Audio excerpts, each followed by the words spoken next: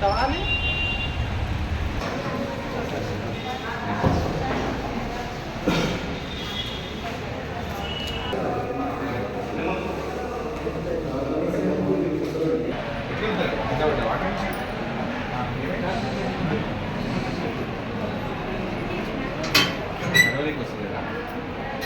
ఎట్లా పడ్డారు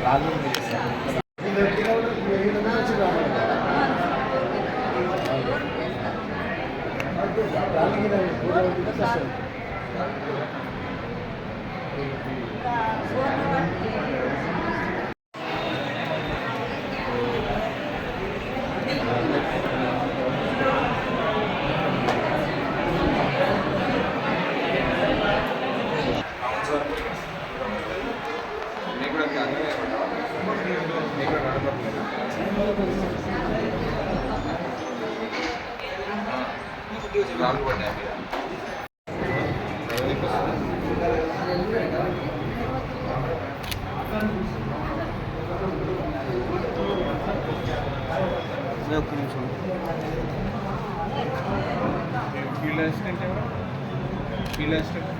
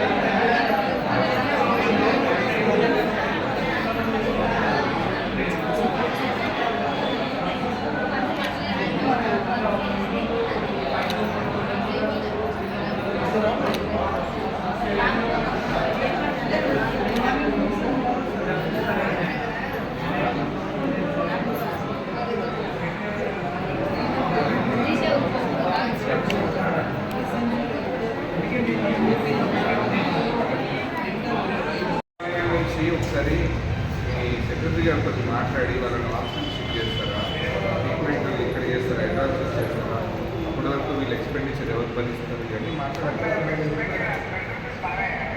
ఇప్పుడు ఈ హాస్పిటల్ ఏం లేదు, ఇళ్ళ మెడికల్ తీసుకుంటే ఫుడ్ పెట్టినా వచ్చిన సబ్మిషన్ సార్ నేను వాళ్ళ స్టాఫ్ వెళ్తే కూడా డాక్టర్స్ పెద్దగా ఏం ప్రాబ్లం లేదు అది స్కాన్ చేద్దామంటేనే నేను అక్కడ ఉంటాను సార్ మీ గురించి కదా సార్ ఇప్పుడు ఇక్కడ హాస్పిటల్లో వాళ్ళకి ఎక్స్రే తప్ప ఇంకే ట్రీట్మెంట్ లేదు. ఒక ఆమెకి చేతి తిరిగింది, ఫ్రాక్చర్ అయింది, మధ్యాహ్నం నుంచి అట్లే ఉంది, అట్లే ఉందంట ఆయన పాపం. ట్రీట్మెంట్ చేయలేదు, ఏం కాదులేమా తగ్గిపోతుందని వదిలేసారు. ఎట్లా చేస్తాం కొంచెం చెప్పండి వాళ్ళకి.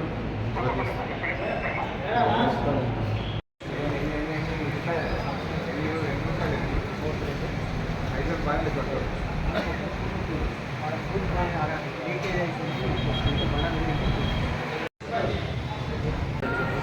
లక్షపేట నియోజకవర్గంలో ఉప్పునంతల మండలం కాంసాన్పల్లిలో ఉపాధి హామీకి వెళ్ళిన కూలీలు 18 మంది ట్రాక్టర్ బ్రేక్ ఫెయిలవడం వల్ల ట్రాక్టర్ లోడ్లో కంకర ఉండడం, ఆ కంకర మీద కూర్చోవడం వల్ల అది పట్టి కొట్టి ఆ రాళ్ళని కూడా ఉపాధి హామీ కూలీల మీద పడడం జరిగింది.